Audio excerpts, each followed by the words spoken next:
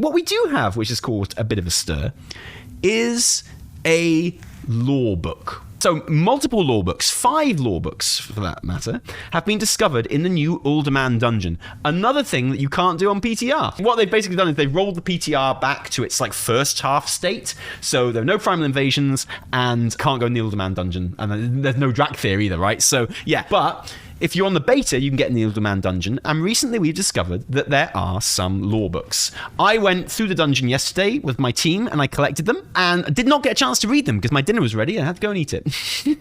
I had to stop playing WoW because my dinner was ready, because apparently literally nothing has changed in the last 15 years.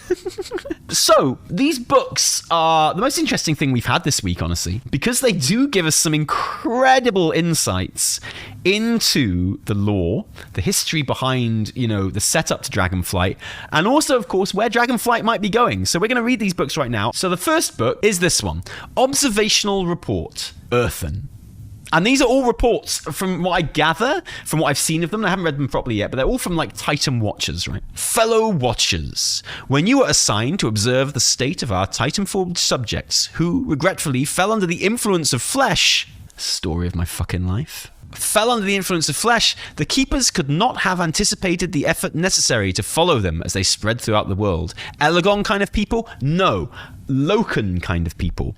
Odin kind of people. Tyr kind of people. I shall do my best to ensure your perseverance is recognized, but for now, you are to continue your duties until a new directive is authorized. It is apparent from your reports that the degree of transformation in Titanforged subjects is significantly diverse. There is no group in which this variance is more easily observable than the Earthen. While some have succumbed entirely to the malady, such as the Earthen who emerged from Uldaman and called themselves dwarves, others remain resistant, whether in full or in part.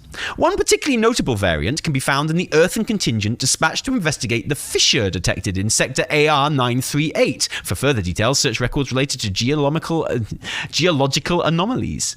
In the course of their duties, these Earthen began to manifest behaviors analogous to those which would one day be apparent in the self-styled dwarves, despite the two groups being separated by vast swathes of time and distance. In fact, based on their origin dates, I could identify no corollary at all between those populations. Yet while their behaviors, language, and demeanor show many similarities, for example, assigning Sector AR-938 the colloquial name Kaz Algar, physiologically the two groups remain distinct. Is this distinctiveness due to exposure to the unique qualities of the anomaly, or is there another reason?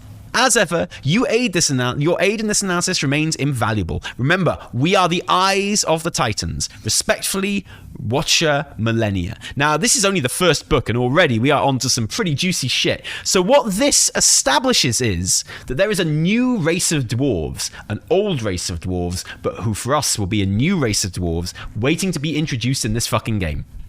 Simple as that. So, what we've established here is that these dwarves share many things in common with our dwarves, like the way they name things and their general culture. But they are also resistant, whether in full or in part, to the curse of the flesh. Or at least they were when this report was written. They are also in a place that we've never heard of before, which is Kaz Algar. So Kaz Algar, so they're going to be stony dwarfs. These are going to be stony dwarfs. They're going to be part flesh, part stone. And they are in Kaz Algar, which is a sector with a big fissure in the ground, which means like a big crack, right? So basically what we're saying is, you know how everyone was like 10.1 or 10.2 is going to be underground? Was it 10.1 which is supposed to be underground? Where's the thing that like is the underground bit? Let's have a look. Where have I got it? So this was found in the data, and it's Dragon Isles Underground. Can everyone see this? Dragon Isles Underground. Warning.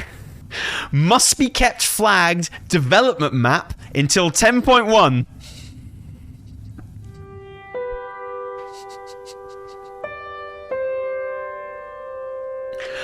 Fucking whoops.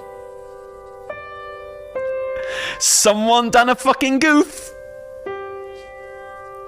Someone fucked up mightily there, because yeah, this map that was supposed to be flagged development map until 10.1 was not in fact flagged development map until 10.1. It was flagged Dragon Isles Underground with the warning kept on it. God damn it, Timmy. Yeah. So, the smart money is on 10.1 being underground for some fucking reason. And this book would tend to suggest that that will be the case, because this book talks about the new dwarf race who indeed are underground. And it does seem to be setting that up. So the smart money is on Kaz Algar being the destination for 10.1, where we will come into into contact with this new race of dwarfs who are investigating sector AR938, which we know is a gigantic fissure in the ground. What does Google show us when we ask for images of fissures? Hopefully not some disgusting medical thing. Yeah, some disgusting medical things, which I'm glad I got off. Yeah, glad I got that off screen before we looked at any pictures. Here we go. So this is what Google shows us for Earth fissures, right? Or fissures, I suppose. Big cracks in the ground. So that's what Kaz Algar. That's what Kaz Algar is. And there are some dwarves in there. That's why we're going for 10.1, 100%. So that's quite a big giveaway in book number 1, right? But friends, it gets juicier. Let's have a look at book number 2.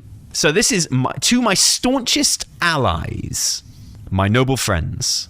Forgive me for keeping secrets, but I instructed Sentinel Talondras to withhold this message until you had safely reached your destination. If you are reading this, then our worst fears have been realized. I have fallen to our foes, murdered on the orders of treacherous Loken. But fear not, for I have prepared for this dark eventuality. Along with the discs of Norgannon that you carry, I have hidden another disc that holds a record of my own memories. Talondras will ensure it is safeguarded within the depths of Uldaman until such time as it can be safely retrieved. I have fashioned the Refti to be unquestionably loyal to me. So this is actually referring to the discs at the end of this dungeon. The discs that we do not manage to recover and which are stolen.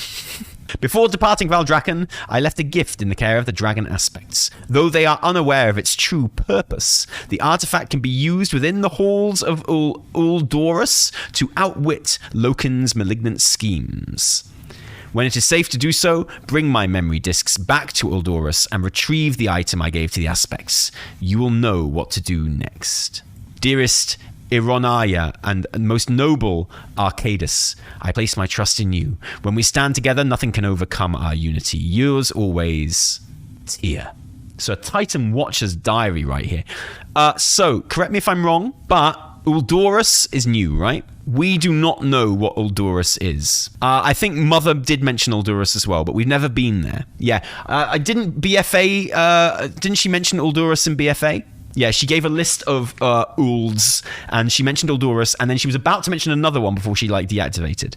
But we don't know where it is, we don't know what it is, but we do know that there's some awesome artifact there. Simple as that. We also know that it was entrusted to the dragon aspects, but they do not know how awesome it is. And we know that the way to get there was via the discs at the end of this dungeon, which are in fact stolen. Yeah, so we're looking at another Titan raid in the future, basically. So the discs that this diary refers to are currently in possession of the Infinite Dragonflight, I believe. So we're looking at a Titan raid, maybe with Infinite Dragonflight baddies in it. Very, very interesting. Oh, wait, is Uldurus tier hold? Is that a fact? Oh, okay. Where does it say that? Oh, is that in one of the other books? Okay, well, let's move on then. Let's move on. If there's more of this story to be read. Okay, here we go. Keepers, it has been brought to my attention that, as of late, many of you have become fascinated by the emergence of mortal beings. That is, creatures born of flesh rather than crafted of stone and steel like our loyal Titan Forged. While my initial impulse was to eradicate these aberrations before they evolved further, I now believe they may prove useful, if properly controlled. Yet even as we guide their development according to the edicts of the Titans, we must always remember that mortal minds are destined to be small and incapable of complex understanding. True that. I think we've proved that every stream we've done. Therefore, as your prime designate, I must establish a few minor but necessary regulations to govern your interactions with these nascent beings. I don't think the guy would sound like you're making him... I don't feel like a guy called Tia would sound like you are voicing him. Dude, this is not Tia writing this, is it? He's talking about minor but necessary regulations. Of course he sounds like this. This is some HR dude. Oh, is this Odin? Okay, well, he's still talking. Okay, this is Odin, but he's talking business right now. He's talking regulations. Odin can sound like he wants. Odin sounds 2 different voices in Legion. This is one he had before Legion. First, how's this then? All historical records documenting the advancements of the Black Empire are to be purged. Paint that age as one of chaos and misery, a pernicious blight that we keepers eradicated. With the old gods locked in confinement, there should be no evidence available to contradict our assertions. Surely if you care for these mortals, you would not wish to see them led astray into darkness. Holy fuck. We'll come back to this. Second, attribute all accomplishments and works of wonder to the Titans alone. Despite the relentless arguments made by some of you, this is not a fallacy. After all, can anything truly be said to exist until it has been ordered? Of course not. Therefore, it is irrefutable that the Titans are the source of all creation.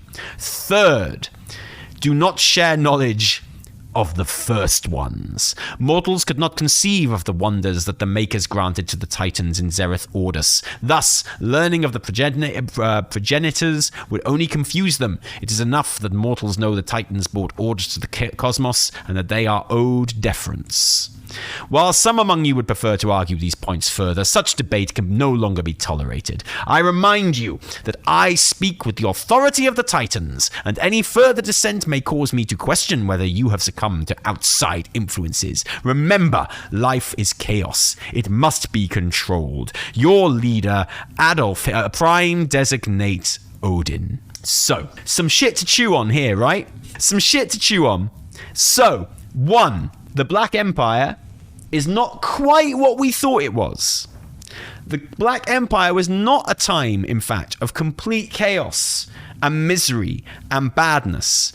It is only the way it has been presented to us by the Titans. Paint that one age as one of chaos and misery, a pernicious blight that we keep is eradicated. Now, that's not to say, of course, that there was no chaos and no misery and that it was not a pernicious blight, but there was definitely more going on with it as well. So the Black Empire is not all it seems, not all we've always thought it to be. Second, attribute all accomplishments and works of wonders to the Titans alone. That just means that loads of stuff that we attribute to Titans now might not be entirely to do with the Titans, which is very, very interesting. We need a bit more information on that one, what they're referring to. Yeah, Black Empire did nothing wrong. Here's the thing, right? Just because the Black Empire isn't as bad, perhaps, as the Titans have made out, we're very kind of simple as WoW folks, aren't we? You know that as soon as they said, like, hey, the light, it might be a little bit more nuanced than we've given it credit for. It might not just be a 1000% force for good. And WoW players took that and they turned it into the light is evil. Like, WoW players are not very well trained, right? Like, the WoW lore went, hey, the light? It can be used for bad as well as good, and it's a bit more nuanced rather than just like angels and shit, yeah? And the WoW player base went, oh, so what you're saying is the light is evil. Gotcha. Understand now. Yep, evil. And that's not it, is it? That's not what it means. And likewise, a lot of people are going to read this and they're going to go, wait, the Titans kind of exaggerated and like false newsed how bad the Black Empire was, or, didn't tell us everything about the Black Empire. And you know what's going to happen? WoW players are going to be like, oh, so what you're saying is the old gods are the real goodies, right? What you're telling me is the old gods are the real goodies. I understand. No, both things can be just as bad. Like the Titans can not have told us everything about the Black Empire, and it could still be very bad. What if the Winter Queen is evil and the Jailer is good? Exactly. But you don't understand. In that cinematic, in the Afterlife cinematic, in that cartoon, even though she was being very kind to everyone, there was that one frame where she looked a bit angry. And we all know when a woman is angry, it means it's because she's evil, right? So clearly we were supposed to think the Winter Queen was evil, right? No, just because we don't know everything about the Black Empire, it does not mean that all the stuff we don't know is good. The Black Empire can still want to eradicate all of existence. Doesn't mean that just because we don't know everything about it, that it's all really good.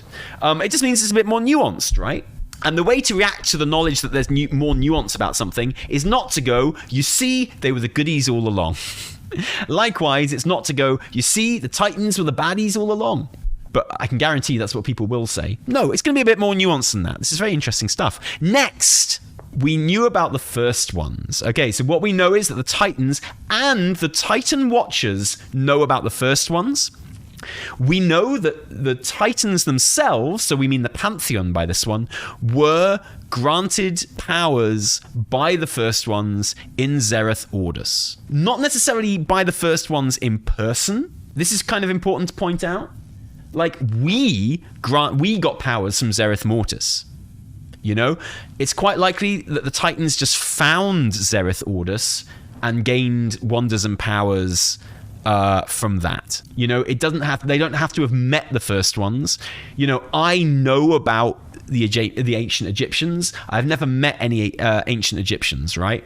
You know, but compared to someone who does not know about the ancient Egyptians, I could choose not to tell someone about all I know about the ancient Egyptians, but it does not mean that I've met the ancient Egyptians, right?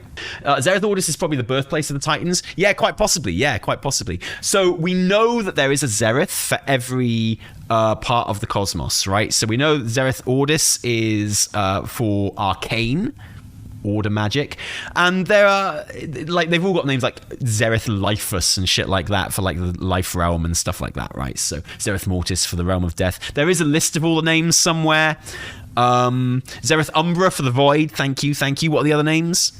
It's in the journal of what's his name's Zereth Vitae for life. Thank you.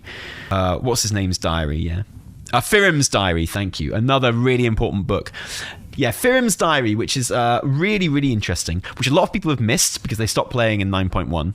Oh, is it Zereth Tumult for the Fell and for Disorder? Okay, cool. That sounds about right. Yes, they've all got pretty obvious names, basically. They've all just got Latin names, because that means class, right? Anyway, so we know that the Titans know about the first ones, and we know that, at the very least, they have discovered Zereth Ordus. Simple as that. What is the one for Zereth? What is the one for light? What's the one for light? Anyway, it's quite easy to work out which one's which. And this is super interesting because it does... Oh, Lumen. Zereth Lumen. I get you. So it does illuminate a lot of... and we know that not all the Titan Watchers are down with this either. We know that there's a lot of dissent in the ranks of the Titan Watchers about... how to deal with the curse of flesh and with the new mortals, what people should know and shouldn't know and things like that. But Odin, being the biggest prick in WoW, which is like in my final boss video for Dragonflight, Odin is my wild card to be the final boss of Dragonflight. But Odin is my... Okay, here's the list. Lumen, Mortis, Odis, Vitae, Tumult, and Umbra. Nice one, thank you. But Odin is my wild card, yeah, to be the final boss of the expansion. We can realize what a dick he is, and his fake news 1984 bullshit going on with not telling us everything about the Black Empire, not telling us about the first ones, protecting our weak mortal minds, basically. You can't spoil your own videos. That video's been out for like a month and a half. Go and watch it, motherfucker. What is your probably last boss prediction? Go and watch my fucking video! Click on the ads. And this is super interesting. I'm kind of intrigued about the first one stuff. I know a lot of people don't like it. I'm kind of interested in it. Let's move on to the next book before we kind of really go off on about it. So on book number 4 now. Prime Designate. I'm writing to confirm that the wreckage discovered on our shores was indeed the remains of our most recent expedition to Avaloran. Now, first off, do we know what Avaloran is? Do we know what Avaloran is? Is this something we've seen in game before, or is this new? So this is totally new as well. Okay, brilliant. There were no survivors. This marks the 3rd failed attempt to reach that accursed place in the time since I assumed my post. While I would not presume to question either your authority or your determination, you should, he's a prick, I pray to the Titans that the rumours I hear of a 4th expedition are mere speculation rather than fact. Surely you can see that further pursuit of the heretics is folly. Yes, they must be made to answer for their crimes against Inaria and the other keepers, but their defences are not to be underestimated. Do we know who Inaria is, or is she a new name? I mean, I don't think we're going to meet her, put it that way. I think she might have been like... But... Is she a new name? No, because we don't know. So there's nothing in Chronicle about her new name. Excellent. Good stuff. The resources, obviously she's a Titan Keeper, yeah. The resources required to breach their lines are simply beyond our current capabilities, at least not without jeopardizing containment of the prisoners in our charge. Though I agree there is a risk in allowing their strength to grow, evidence suggests that the aggressive nature of the heretics will cause them to turn on one another and weaken their resolve. If we can be patient, our opportunity for retribution will present itself. I beseech you, Prime Designate, let us know let the fire of your wrath cool, at least for now. Its embers will be rekindled in due time. If not, I fear I will soon be authoring yet another report of a lost expedition, its final remnants dashed upon rock and wave. With all respect, Watcher Perethales. Is that a name we've heard before? I'm assuming that's a new name as well. I've got a feeling we're going to meet Watcher Perethales at some point, if we haven't met him before. Yeah. Okay, so clearly Perethales is going to be the guy that introduces us to Avaloran. What does Ava mean? In both Persian and Urdu, Ava means voice. In Hebrew, the name Chava means life. In Latin, Avis means bird. And unexpectedly, Avo, pronounced Avor, means grandmother.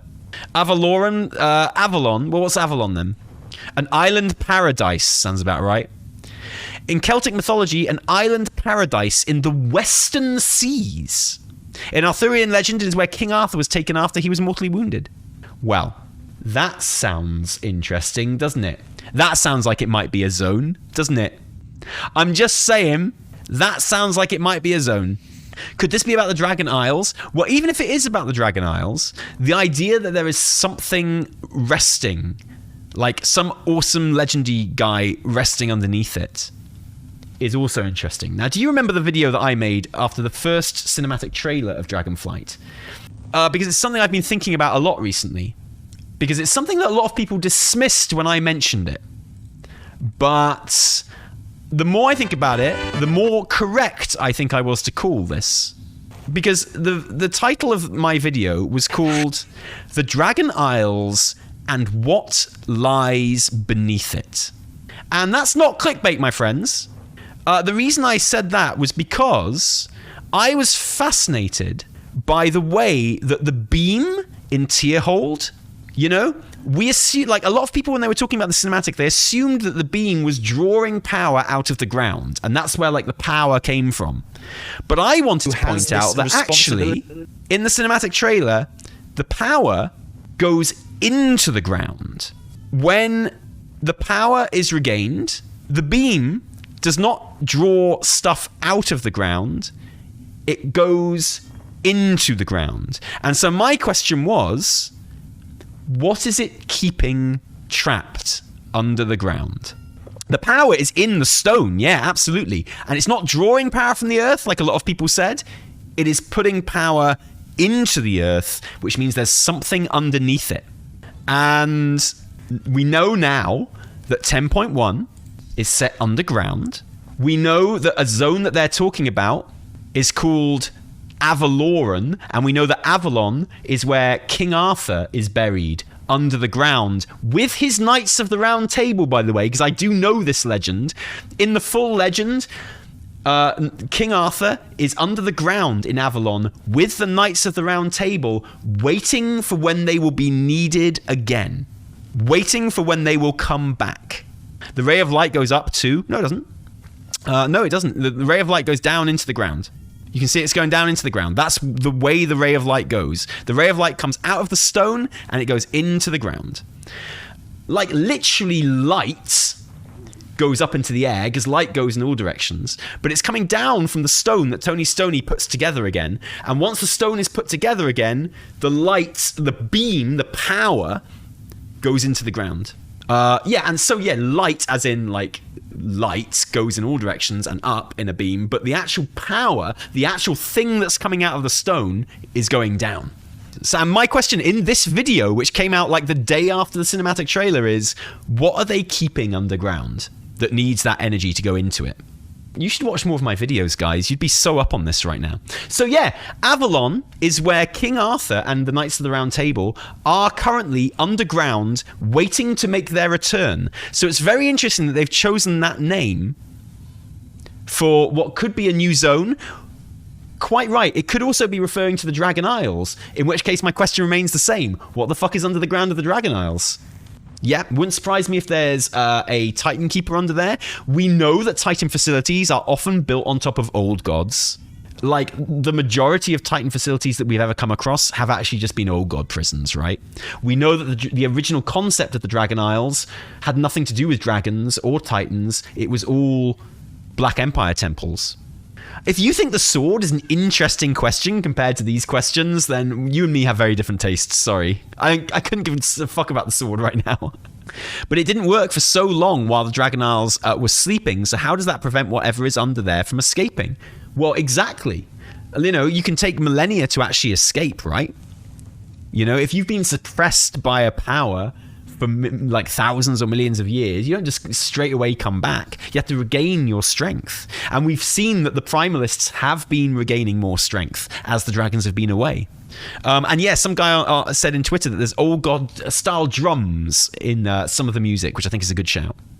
So the only old god we know about that hasn't been featured in the game is Y'Shaarj. Y'Shaarj was kind of ripped apart. His heart is the heart that Garrosh gets in Mists of Pandaria. But there could feasibly be, I mean, that we know of five. Okay, so one of these books just told us that we don't know everything about the Black Empire.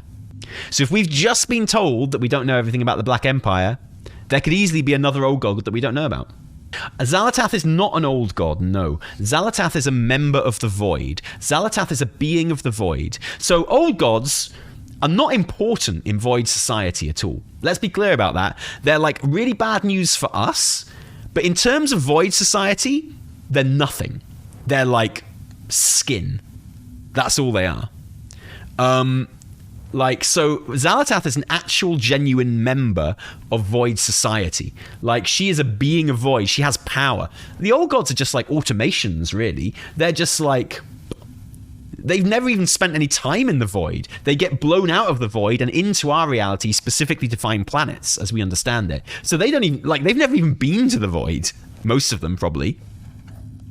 Yeah, they're snot thrown into our universe to infect it. So they are not a representation of what people from the Void are. Or what beings from the Void actually are. They are like creations of the Void specifically designed to corrupt and destroy, but Xal'atath is a representation of what people from the Void are actually like. Xal'atath is like Nyarlathotep from... I see her as being something like Nyarlathotep from Lovecraft mythology. She's like a galactic traveler. I feel like she is kind of like... I feel like Xal'atath is like important in Void society. I feel like she's like an heiress or something. She's like the daughter of someone important, and she's like on her gap year. She's like on her Void gap year.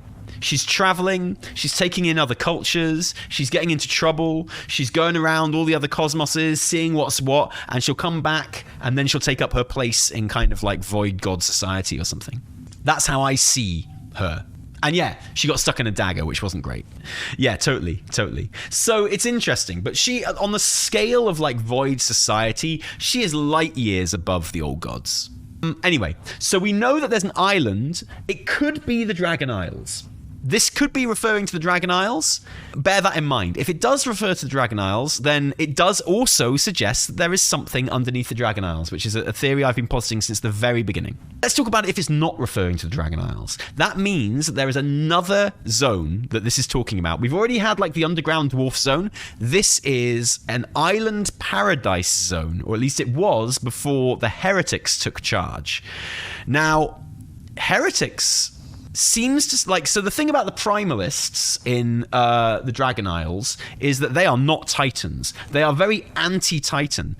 But this is a Watcher Perithales, talking about heretics in a way that, to me, and disagree with me if you think this, the suggestion here is that these are heretics from Titans. These are Titan Watcher heretics. He's talking about heretics, not like they are creations, not like they are mortals, but like they are peers. The way he's talking about it makes it sound like these are Titan Watchers that have fucked off as heretics and created their own island. So maybe elemental infused Watchers, maybe not though. But then he does talk about their aggressive nature, which means it could not be Watchers. It could be like mortals and stuff. Who knows? Hellier could be something to do with it. Yeah, absolutely. And of course, it was called Avalon at the time. It was an island paradise at the time, but it's been like populated by heretics for thousands of years, probably, whatever.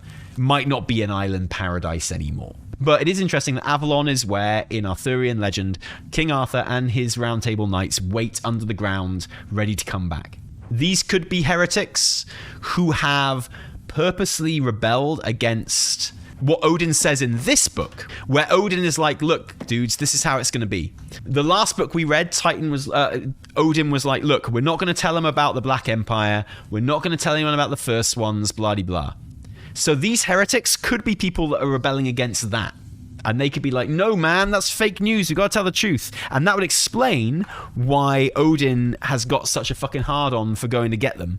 And why Watcher Parentheses or whatever is like, let's not do this anymore. You know? It's because they are specifically heretics against his proclamations about the Black Empire and the first ones and stuff. And if that's the case, then frankly, I'm on their side. So, what is Avaloran? Sounds like a patch place, doesn't it? Doesn't it really? It sounds like a patch place. Here's why I don't think it's the Dragon Isles. The Primalists haven't been on the Dragon Isles all that long. The Primalists are a relatively new thing on the Dragon Isles. Like, most of the Primalists are... I mean, some of them are Proto-Drakes, yeah, but a lot of them are like Night Elves. A lot of them are like Tauren. A lot of them are like goblins and shit. You know, they have kind of they wouldn't be like this old. They wouldn't be talked about this old. Good WoW lore died when Chris Metzen left. Yeah, what, like all the Titans just being named after fucking Greek gods? Look, man, I got a lot of respect for Chris Metzen, right? But he basically wrote the whole of WoW lore in an afternoon, and it fucking shows. One of the reasons it took me so long to get into WoW lore, because I used to play WoW and enjoy it, but I never used to like the lore much, was because, like, all the Watchers have fucking... like, he just lifts things. Like, you know, the various different parts of WoW aren't inspired by Lovecraft. They are straight lifts from Lovecraft. They're not inspired by Greek gods. They are straight lifts from Greek gods. They're not inspired by Norse gods. They are like straight lifts from Norse gods. Like, and it's just so, you know, he did it because he had an entire like universe to write in an afternoon. I can understand why he did it. It's not particularly inspiring. And since then, it has been refined by him and other writers into being something more meaningful and something a lot more kind of like textured and varied and its own thing. But originally, it's trash. Let's be real here. Originally, it is like proper fucking like secondary school writing project bullshit. And it's been turned into something wonderful. Like, it's been turned into something really good. But... it wasn't good to start with, and so I don't buy this whole like Metzen lore is amazing and everything else is shit. Like, Metzen did what he had to do. He just stole from a whole bunch of places, and he didn't even change any of it, and he literally just put it all together. And him and others, under his guidance, turned it into something good over the course of years and years and years. You know, but this idea that he wrote good lore and we all went from there is just not true. I love these lore books. There's a big debate as to whether this is a good way of telling story in game. We had the same debate with Firim's Diary, and I think I love this kind of shit. I love this kind of shit. I love finding books like this. I think this is a great way of introducing new ideas, lore ideas, into the game. Tali, do you think this means Hellier knew about the first ones? Well, Hellier was not a Watcher. It's quite likely Hellier didn't even exist when this was written. So Hellier is not a Watcher, let's be very clear. It feels like the Watchers knew about the Black Empire, and the Watchers know about the first ones, but anyone below the Watchers wouldn't. So Hellier is below the Watchers. I don't think it's right to know that she would know about this. She might, but don't assume that she does. Hellier was she's a Valkyr, right? Not great when the player character just can't tell anyone the information. I'm not really bothered by that, honestly. Like, I'm honestly not bothered. Like, I think it's fine. Like, who cares? I just don't mind. You know, we're going to bump into characters that know all this shit anyway. So you say we can't tell anyone? Like, Odin already knows. He's not telling anyone either. And what are you going to do? Just go, like, past these books? I don't know, man. I just like it. You know, my character's a fucking idiot anyway. She just does whatever anyone tells her to do. You know? Maybe if the other characters ever asked, we'd tell them. I just feel like, you know, you can overthink things a little bit, and I think you should take stuff like this as it's intended to be, which is cool little primers for what's coming, and cool little tidbits for what's coming, and little kind of teasers for what's coming. I think that's okay. It hurts to overthink the RPG aspects of WoW a little bit. Because, you know, why don't you have a house to live in? Why don't you ever take a shit? Why doesn't anyone care that you've murdered like half the world's population? So what do I think is coming? Based on the 4 books we've read so far, obviously the Underground Dwarf Zone. Obviously there's something under the ground of Avalon. Could it be an old god? Could it be a hero waiting to return, like a Titan Watcher? Could it be the World Soul of Azeroth? Who knows? And like Odin is clearly a baddie. We've known that forever, in fairness. But it looks like they're leaning more into him being a baddie, which is good news, because we might actually get to kill the motherfucker. Like I've been waiting to do since forever. Like, I've always thought Odin was a piece of shit.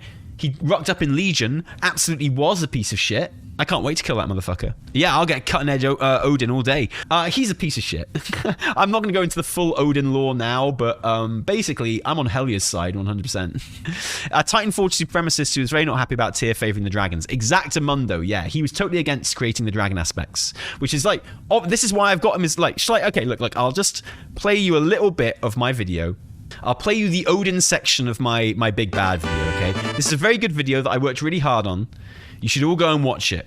Not nearly enough people have watched it. It's a very good video. Right, my wild cards were Turalyon and Odin. Wild card. Okay, so far in this video, we have given you very solid and likely candidates, in my opinion, for the final boss of the expansion. But I think it's time for a wild card choice to finish off. And I thought long and hard about who this wild card choice would be. First, I thought about Turalyon, who, with Alleria, is depicted in the Shadows Rising novel as going full-on sketchy torture mode in their hunt for Sylvanas, with Jaina being unsettled by the lengths to which the pair are willing to go, and thinking of him, oh, great lion, your heart is becoming steel. Turalyon really has come to represent a harsher side of the Alliance, one who is willing to do whatever it takes in the name of a cause, and oh yeah, who just happens to be sitting on the Stormwind throne in Anduin's absence, which is why the lines he has with Shaw at the beginning of Dragonflight might be worth a raised eyebrow or two, as he clearly does not trust the dragons and puts them under intense surveillance. The latest seeds in a baddie plotline? Maybe. But in the end, I decided that my wildcard choice would be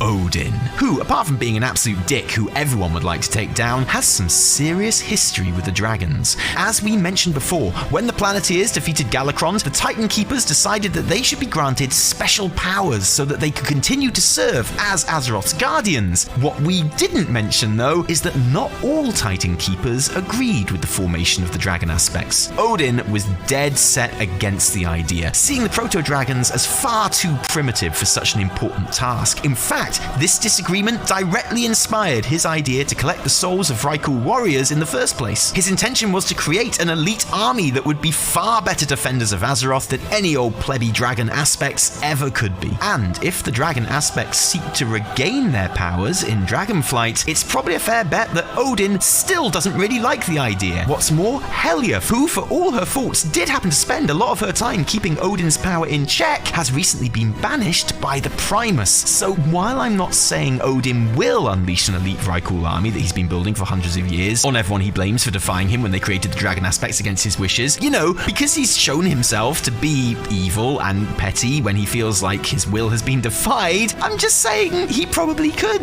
if he wanted to, because he's an absolute dick that everyone would like to take down. I'm gonna rate Odin 2 absolute dicks out of Helya, and then there we have it. Our candidates for the final boss of Dragonflight. That doesn't even go into all the reasons why Odin is a dick, obviously, but he is absolutely a dick. And he is my wildcard choice for final boss of the expansion. I've got to say, a choice that these books that we're reading right now only makes more likely. These books are like genuinely making that guess look better and better, in my opinion. I don't know, I really can't see how he's a dick. Okay, so he created the Halls of Valor because he wanted to create, he didn't trust the dragon aspects, so he wanted to create an army that was better than the dragon aspects. So what he decided to do was, he was going to hijack all the souls of the best warriors and create his army out of them. And he didn't know how to do that, So he made a deal with the jailer. He gave the jailer his eye so he could see into the Shadowlands, and he saw, the Kyrian, basically, and how souls are taken to the Shadowlands. And he was like, boom, I'm going to get my own version of that. So he created the Valkyr to intercept souls of warriors so they didn't go to the Shadowlands and instead went to Halls of Valor, so he could create his own army. The Valkyr that he created against their will. They didn't want to be Valkyr. They didn't want to do this. Helya was just his right-hand person, who was just awesome. And he was like, you're going to be a Valkyr now. I'm going to spend your entire existence just ferrying souls here. And she's like, I don't really want to do that. And he was like, tough shit. So he's basically a slave owner. Yeah, he was soul trafficking, absolutely. And then when Helya, she was the first Valkyr, and she really didn't want to be one at all. And so when Loken gave her the chance to fuck Odin up, she took it. Odin is definitely Zeus, yeah. And he's like Zeus and Odin, because Odin loses his eye as well, doesn't he? So yeah, Metzen's amazing. And yeah, when she took the chance to fuck up Odin, she took it. Odin had to get away, and so took the Halls of Valor up into its own reality up in the sky, basically, which is why, barely anyone can get there anymore. And basically just hid for millions of years. So there we are. Okay, but post-Jailer creation Shadowlands isn't exactly all the souls having consensual fun either.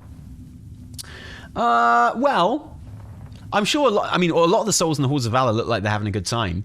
It's not really the souls that I worry about that go to the Halls of Valor, because they all seem pretty well suited to the Halls of Valor. It's more like the fact that he keeps the Valkyr in indentured servitude against their will. It's more that, really, to be perfectly honest. It's more that, he enslaves a whole bunch of people to be his Valkyr. That's really what I'm objecting to. Plus, whatever you think of I'm sure whatever the souls that he takes are, whatever, they all seem pretty happy. Who cares? But and it results in the Shadowlands not getting as many souls as it needs as well, stuff like that. So yeah, the Valkyr are kind of fucked up, and that's why I'm totally 100% on Helya's side, right? What's she ever done? Anyway, so we know that there's Avaloran, and it's full of heretics. What they're heretics against, we're not quite sure. I think it might be likely that they're heretics against Odin's proclamation to keep the Black Empire and the First Ones a secret. It sounds like it's pretty well guarded. Who knows? Who knows what's going on there? I dare say we're going to fucking find out. And last book, Brother Loken. As you request... Wait, who's writing this? Tia, okay. As you requested, I offered the following report on the progress towards our objectives. I am pleased to say the halls of infusion are now operational. Though the work of imbuing order magic into the wellspring is only beginning, I remain optimistic that the process will prove effective. So the halls of infusion are the dungeon underneath Tierhold, yes? Where that beam is going into, in fact. Like the beam we were talking about at the top of Tierhold is going into essentially the halls of infusion, that dungeon, right? Wasn't Odin working against the jailer then by taking the souls? The jailer wasn't taking the souls at that point. No. You're talking tens of thousands of years ago. The jailer was taking souls since essentially the beginning of BFA. I think is like the cutoff roundabout. Halls of Infusion is Ruby life pools, I believe, or connected to it. No, I'm pretty sure the Halls of Infusion are underneath Tierhold. The entrance to the Halls of Infusion is like, Tierhold has like many layers going deep into the ground. The entrance is literally at the bottom of that. That's the Halls of Infusion. Already, we are detecting reduced levels of contamination. I hope your investigation into how Yogg-Saron compromised these living waters will yield answers. This is all very, very weird stuff. In the meantime, we can be assured that the evolution of another Galakron will not be triggered by consuming unfiltered water. Once purification is complete, an additional benefit will be found in offering the infused water to dragonkind. By ingesting the water, or causing their eggs to absorb its effects, it should be possible to keep even the most willful dragons aligned with the Titan's philosophies. Our efforts to bring the proto-dragons in line have faced resistance, but I am formulating a strategy to speed the process along. Construction of the facility atop the halls of infusion is proceeding apace. Though the station is to be designated Uldorus, I must reluctantly report that the dragons have... Okay, so Uldorus is tier hold, like we thought, yeah. I must reluctantly report that the dragons have taken to calling the structure by the name Tierhold. I will do my best to ensure our Titan-forged workforce does not also adopt this embarrassing pseudonym, but as of late, they seem to be expressing more and more opinions of their own. In closing, let me underscore once again how fervently I disagree with the assertions of Prime Designate Odin concerning the unsuitability of the dragon aspects. I have every confidence they will prove fervent allies in our shared goals of keeping the world structured and disciplined. Ever your friend, Keeper Tier. Now, interesting things here, and interesting things about the timeline here. Let's be very clear. So, we know it was Yogg-Saron that corrupted Galakrond. Now, I know that's been hinted at before, but has that ever been confirmed before? This is confirmation that Yogg-Saron corrupted Galakrond specifically through the water. So there we go. Yogg-Saron corrupted Galakrond. Galakrond is an old god thing, which means that if Galakrond were to make an appearance in this expansion, that would be an old god connection. So Galakrond has been confirmed as being a Yogg-Saron corruption. He did it through the water. So the Halls of Infusion have been designed to purify that water, and then it's been used basically as mind control juice for the dragons to keep them in line. Now, that's obviously very, very bad. That's obviously really, really shit. Mind control juice to try and keep the proto-drakes in order. Now, a couple of things about this. One, it obviously didn't work entirely, because a lot of proto-drakes are very against the Titans. But we can assume that it did work with a lot of them. Now, another thing is, when Tyr is writing this, the dragon aspects already exist, and Galakrond is already defeated before they have started using the mind control water. Okay? So, this is really important, because I can already see people getting this wrong online. The dragon aspects had already teamed up with the Titans. They had already defeated Galakrond. They had already been given the powers of the dragon aspects before this mind control water was a thing. So it feels like this mind control water is something that's used on like the general dragon population, but it's not why the aspects teamed up with the Titans in the first place. Do you understand? Is that correct? This is what I mean when it's we say it's not great when we just don't tell anyone. Well, I mean, who says we don't? I would rather see stuff like this in an in-game book and not be able to tell anyone about it than not see it because they, you know, from an RPG point of view, they don't want you telling anyone about it. This is not like an RPG in the same way that Skyrim or something is. Yeah, in Skyrim, you'd want to be able to tell people this. Right?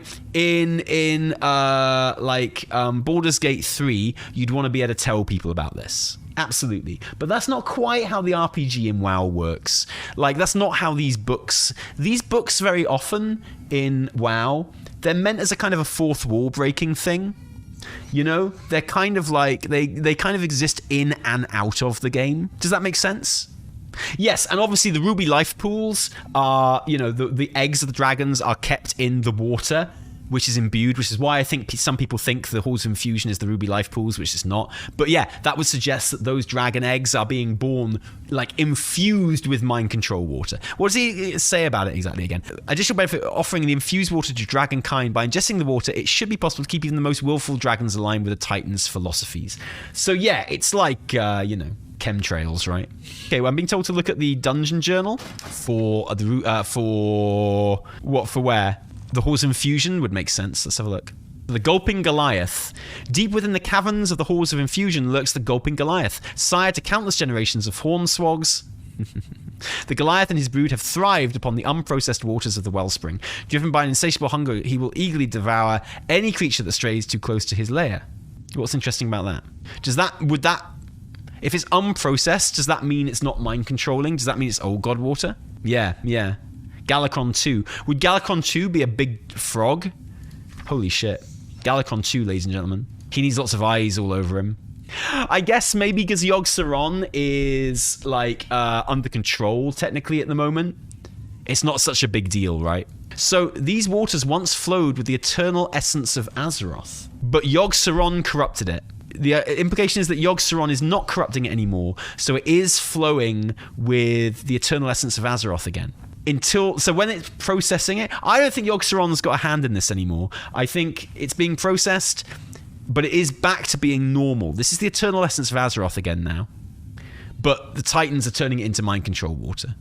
It means that they are making the dragons unable to rebel against the Titan ideals. Oh, absolutely, yeah. And Khajiit is... the whole deal with the Primalists is they want to reverse that. They want it to go back to being the eternal essence of Azeroth. But it seems fair, honestly. Infuser Saria is driven to restore the world to what it once was, a primal elemental landscape of unfettered power. She's used all her will and cunning to summon the primal tsunami. Yeah. Makes sense, right? Yeah, return the waters of the wellspring to their natural state. But there is... okay, so here's the thing. This is where the story's going, right? I'm calling it, this is where the story is going. Something that a lot of you think you know what I'm going to say, but you don't, okay? So the Primalists are looking at what the Titans are doing to the water, and they're like, yo, it's bad that you're creating mind control water. And they're right, it is. And they're like, we need to put this back to its natural state, the way it was. So we want to get rid of all this Titan shit. And they might very well be right to do that. However, what I don't think they know is that in its natural state, these waters are prone to old god corruption. Okay? So I'm not saying the mind control is good. I'm not saying that. What I'm saying is the Primalists, I don't think, are prepared for the fact that those waters are very susceptible to old god corruption. It's what happened before. I don't think they know that. They're just obsessed with the fact that the Titans are doing this bad thing. We need to reverse it. So here's what I think is going to happen. I think they will reverse it, and I think it's going to launch an old god thing. And the Primalists will be like, oh shit, we didn't mean to do that. Do you want Titan mind control or old god mind control? I mean, that's not a choice I'd like to make, but if I had to make it, I'd probably say Titan, let's be real.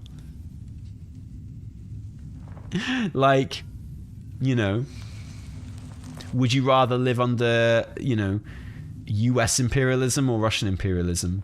I dislike both, but I'd probably rather live under US imperialism. Assuming I was in the US, not if I was in some poor other country. No, obviously I'd rather live under the old gods, right? So yeah, there's that, right?